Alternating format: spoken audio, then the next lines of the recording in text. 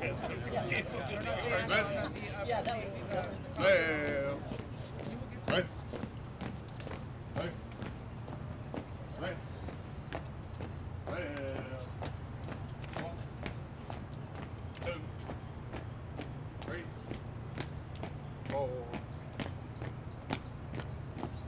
Mark time. Off. Ladies and gentlemen, the United States Army Combined Arms Support Command Commander, Major General James L. Hodge. Good afternoon, Senator Martin, Honorable Anne Marie Taylor, other distinguished guests, members of the James Monroe Memorial Foundation, other distinguished historical organizations, and ladies and gentlemen. On this date, 1758, in Westmoreland County, Virginia, our nation's 5th President, James Monroe, was born to patriot Spence Monroe and his wife Elizabeth Jones Monroe. Today, we honor the 254th anniversary of President Monroe's birth, a Virginian and a true giant of American history. He was the last of the Virginia dynasty and the last of the Revolutionary Fathers to occupy the White House.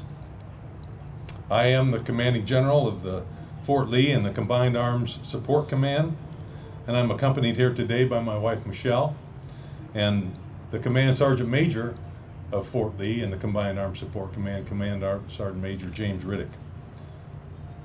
Command Sergeant Major Riddick and I are honored to represent our Commander-in-Chief, President Obama, in placing a wreath at the tomb of this exceptional man, whose chief ambition in life was to serve his country. He was the epitome of service to the nation. In his lifetime, President Monroe contributed immeasurably to the building of this nation, and he established a remarkable record of service to the citizens of America. He did so first as a soldier. President Monroe enlisted as an 18-year-old cadet in the 3rd Virginia Regiment and fought courageously at Harlem Heights, White Plains, Brandywine Creek, Germantown, and Monmouth.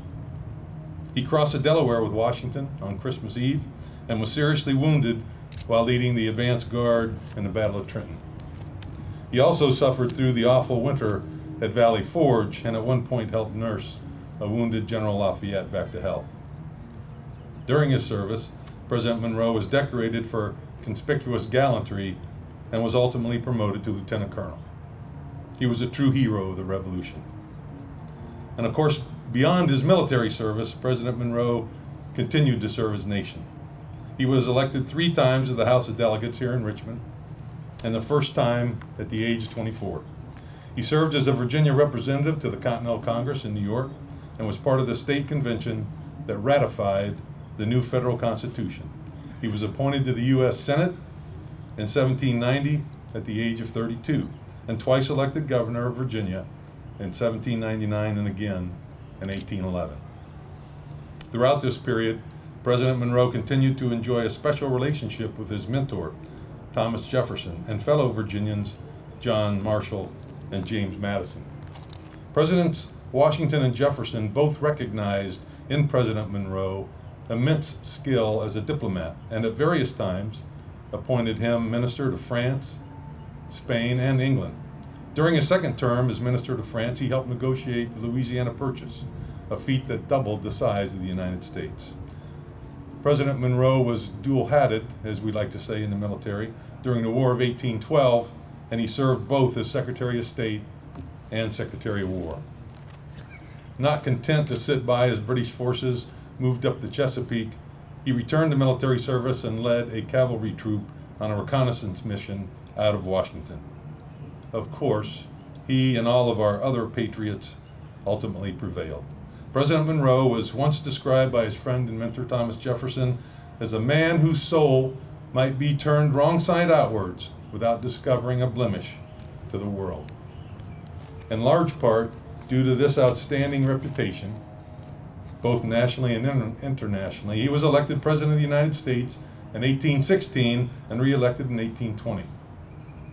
His tenure was marked by internal improvements, better transportation, rapid industrial growth, and Western settlement, as well as a period of peace, which came to be known as the era of good feelings.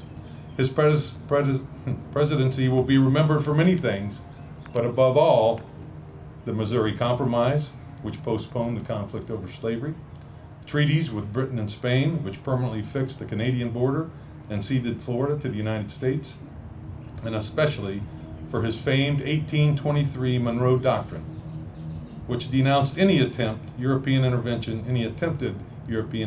in the Western Hemisphere. It was a single sentence in President Monroe's 1823 message to Congress. The American continents are henceforth not to be considered as subjects for future colonization. And these words later took on special significance when the United States became a major power toward the end of the century. President Monroe made them a national policy, and events later proved them to be of immense importance. Presidents from McKinley to Kennedy have invoked the policy to ward off outside interference in the Western Hemisphere. After a long life of public service, President Monroe in his final years moved to New York to live with one of his daughters. It was there that he died on July the 4th, 1831. He was a true public servant and a revolutionary patriot to the end. President Monroe once told his daughter Eliza that our country may be likened to a new house. We lack many things, but we possess the most precious of all, freedom. President Monroe set an example for us to emulate. With great accomplishments through diligent effort, personal integrity, selfless devotion to duty, and above all, a deep and abiding love for his country and service to the nation he helped establish.